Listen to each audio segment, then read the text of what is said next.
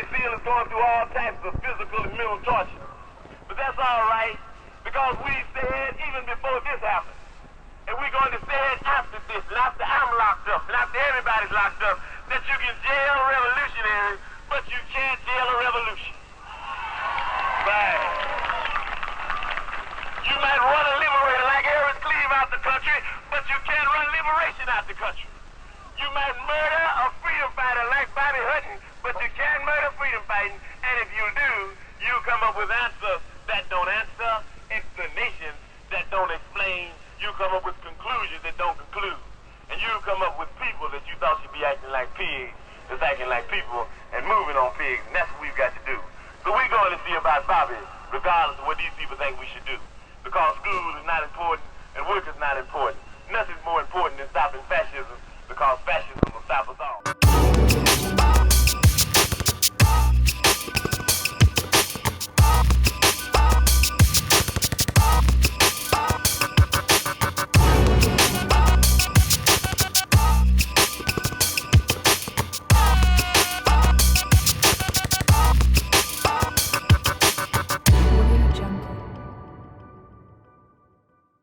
So next up, we have news: Canada to coordinate Haiti aid from Dominican Republic.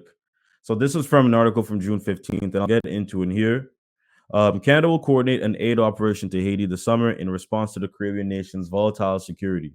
Canadian Foreign Minister Manny Jolie said on Thursday while announcing fresh sanctions against a former politician and a famous singer.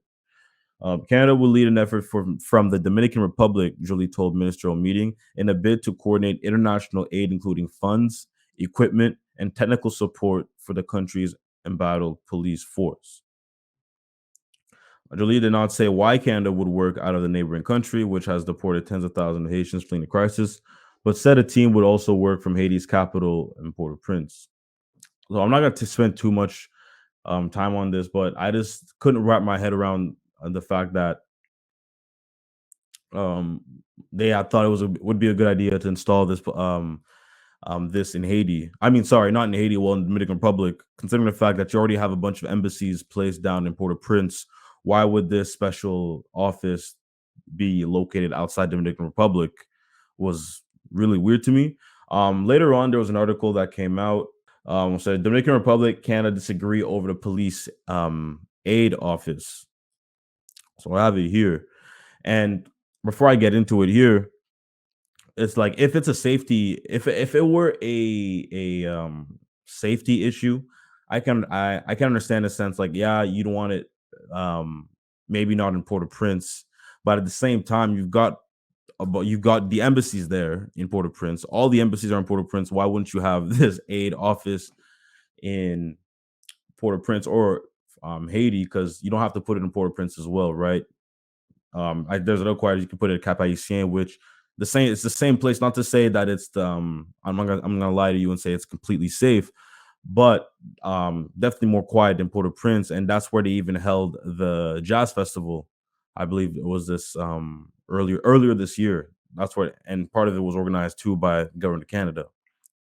So this was really weird to me. I know in terms for Canadians, Dominican Republic is a popular travel destination for them as well.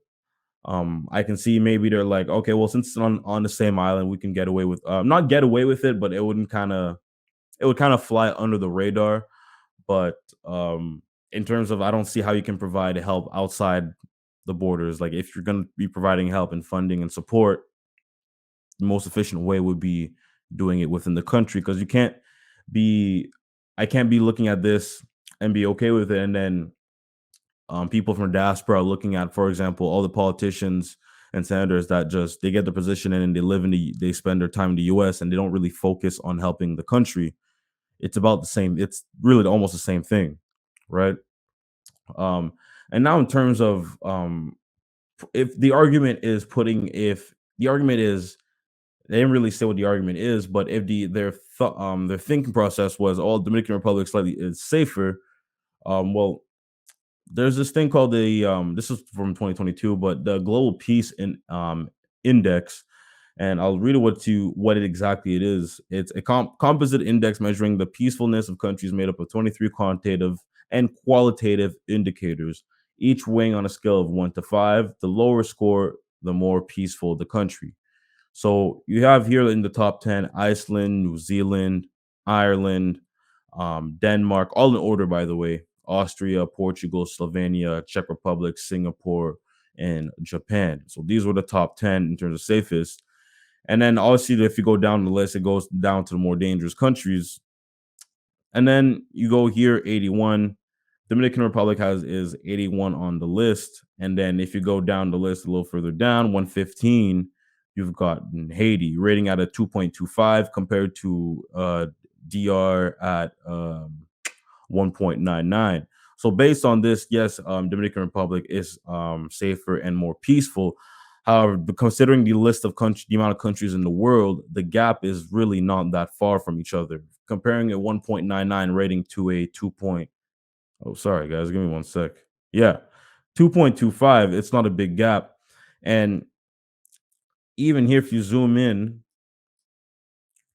so obviously the darker colors mean it's more, actually, let me get this more accurate here.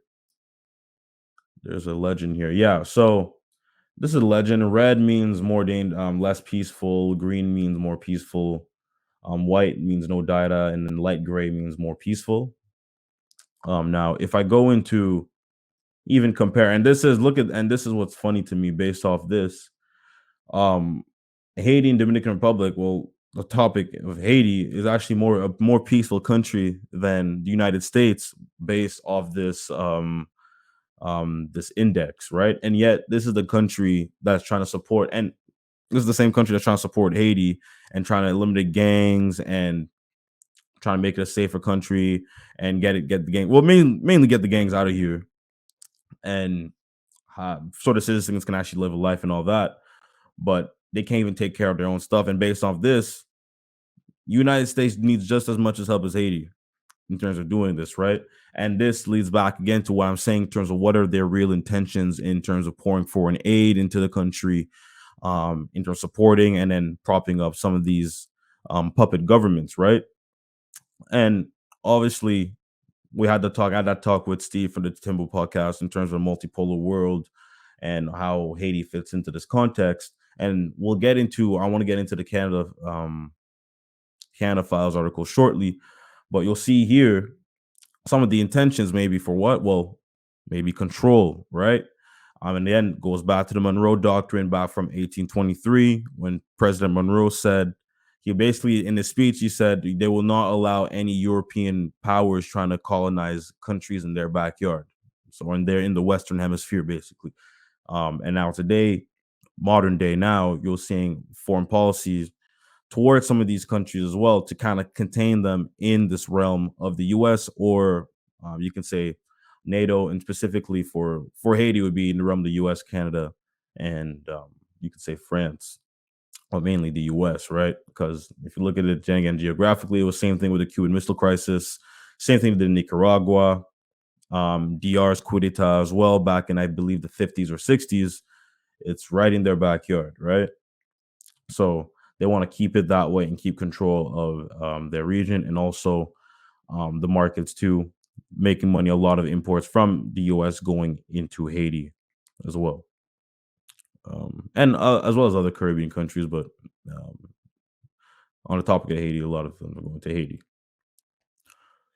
So this is from the Nouvelliste, and according to the Canadian ambassador to Haiti, Sébastien Carrière, he had no clue, but I'll read it here. Well, no clue. Sorry, give more context. He said he can't comment essentially on the Manny Jolie statement, but I'll just read it here. L'ambassadeur du Canada en Haïti, Sébastien Carrière, interrogé par le Nouvelliste ce vendredi, a indiqué n'avoir pas la compétence pour réagir à la déclaration du chancelier dominicain. Le diplomate canadien a cependant réagi au mécanisme de cette coordination annoncée. So before I even get to that, I almost forgot to show you the article because day after, Dominican Republic Canada disagree over Haitian police aid office. So I'll read it here. It's from Reuters.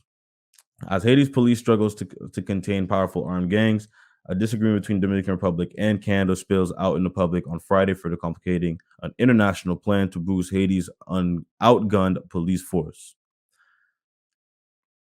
In a post on social media, Foreign Minister Robert Alvarez, former minister for Dominican Republic, said no deal has been struck, adding that the Dominican government has not even discussed such a plan.